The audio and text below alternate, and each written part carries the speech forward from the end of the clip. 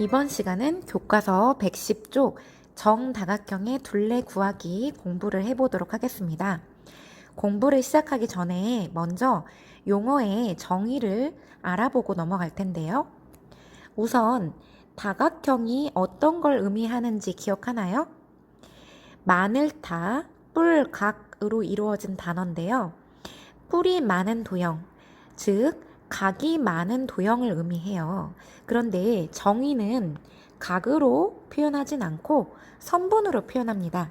자, 정의는 뭐냐면 여러 개의 선분으로 둘러싸인 평면 도형을 다각형이라고 정의해요. 그러다 보니 이 선분, 곡선이 아닌 이 반듯한 선으로 된 선분들이 만나다 보면 그 꼭지점 부분이 각이 생기죠. 그래서 각이 여러 개가 생기기 때문에 다각형이라고 이름을 붙인 거예요. 자, 그런데 이 앞에 정이라는 말이 붙었네요. 그렇다면 발을 정자가 붙었어요. 자, 여기에 뭐가 추가가 된 걸까요? 여러 개의 선분으로 둘러싸이긴 했는데 이 선분들을 변이라고 부르는데 이 변이 모두 길이가 같고 그 다음에 각이 또 있죠. 각의 크기가 모두 같을 때 이제 정다각형이라고 부릅니다. 자, 정삼각형, 정사각형, 정오각형 이런 식의 도형들이 있었죠. 그러면 오늘은 이러한 정다각형의 둘레를 구해보는 공부를 해보도록 할 거예요. 지혜와 슬기가 선물 상자에 둘레를 재고 있어요.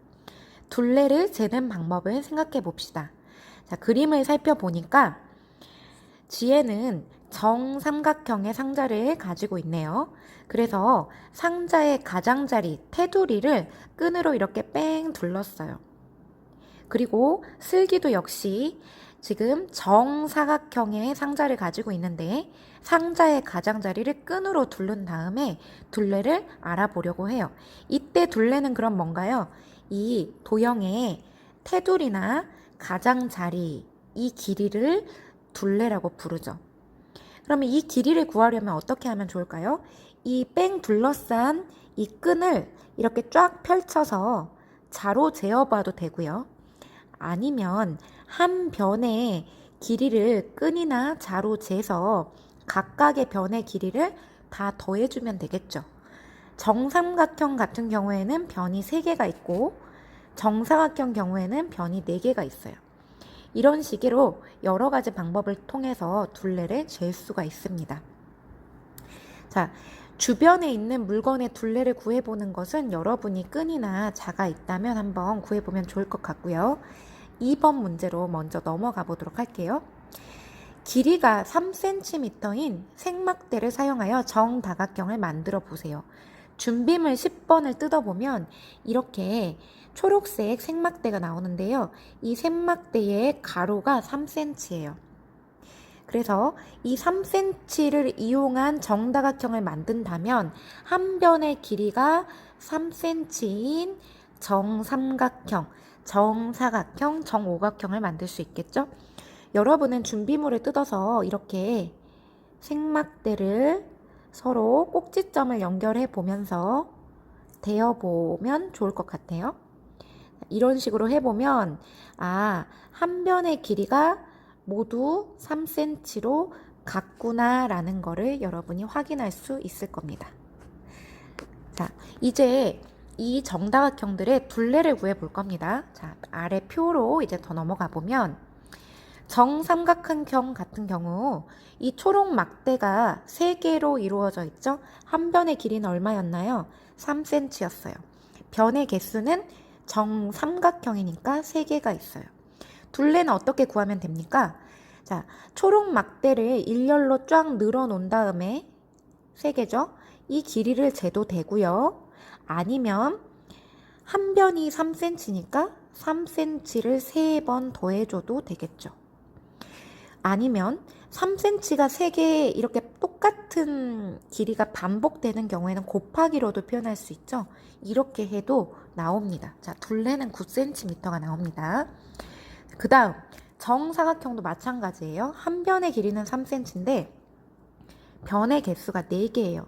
이런 경우에는 3을 4번 더하던지 아니면 3에다가 4를 곱하던지 해서 구하면 되겠죠? 둘레는 12cm가 나옵니다. 정오각형도 한번 해보세요. 3cm짜리가 5개인데 막대를 5개를 늘여놓던지 5번을 더하던지 혹은 3 곱하기 5를 해도 됩니다. 모두 똑같이 둘레는 15cm가 나오게 돼요. 이런 표를 통해서 우리가 이제 둘레 구하는 방법의 규칙을 찾을 수 있습니다. 자, 규칙 모두 동일하게 적용이 되죠. 이런 경우에는 규칙을 찾을 수 있는데, 자, 어떤 규칙이 있었죠? 각 한 변의 길이를 모두 변의 수만큼 더해줘도 되고요. 더하기 해줘도 되고요. 아니면 한 변의 길이에다가 변의 수를 곱하기 해줘도 됐죠. 더하기 해줘도 되고 곱하기를 해줘도 됐죠. 이렇게 여러 가지 방법으로 둘레를 구할 수 있어요. 자, 그런데 여러분이 이제 이걸 식으로 만들어 놓고 사용을 할 때는 좀 더 편리한 방법을 기억해 두면 좋겠죠. 둘 중에 각각의 변을 다 더하는 것보다 뭐가 더 편리한가요? 곱하기를 활용하면 훨씬 더 빠르고 쉽게 구할 수 있죠. 그래서 그걸 식으로 표현해 볼 거예요. 자, 정다각형의 둘레는 어떻게 구하면 됩니까? 자, 이렇게 3 곱하기 3은 9, 3 곱하기 4는 12, 3 곱하기 5는 15. 자, 어떤 규칙이 있어요? 한 변의 길이에다가 변의 수, 변의 개수를 곱하면 바로 둘레가 나온다는 것을 알 수 있습니다. 이걸 바로 공식이라고 부르죠. 이렇게 공식으로 만들어 놓고 우리가 기억을 하면 나중에 둘레를 구할 때 일일이 한 변 한 변을 다 더할 필요 없이 훨씬 빠르게 계산할 수 있다는 거예요. 그러면 정육각형인 경우에는 어떻게 될까요? 3cm인 경우에 육각형이라면 당연히 3,6에 18cm가 둘레가 나오겠죠. 굉장히 쉽게 구할 수가 있습니다. 그러면 공식을 적용해서 한번 문제를 풀어볼 건데요. 한 변의 길이가 5cm인 정구각형의 둘레를 구해보세요. 자, 정구각형이라는 소리는 변이 9개가 있다라는 소리예요. 확인해 볼까요? 1개, 2개, 3, 4, 5, 6, 7, 8, 9, 9개죠? 그러면 둘레 어떻게 구한다고요? 한 변의 길이 곱하기 변의 개수.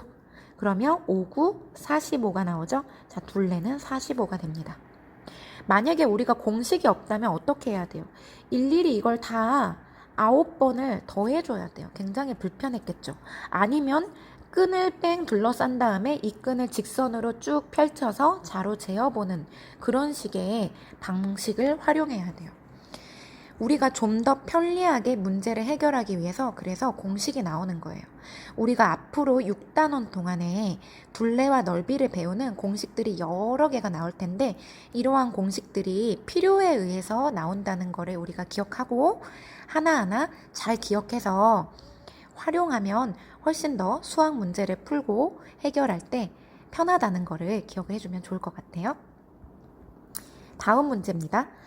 두 정다각형의 둘레가 24cm래요. 자, 둘레는 한 변의 길이 곱하기 개수인데, 변의 개수인데, 자, 한 변의 길이를 몰라요. 하지만 변의 개수는 알죠? 자, 3개네요.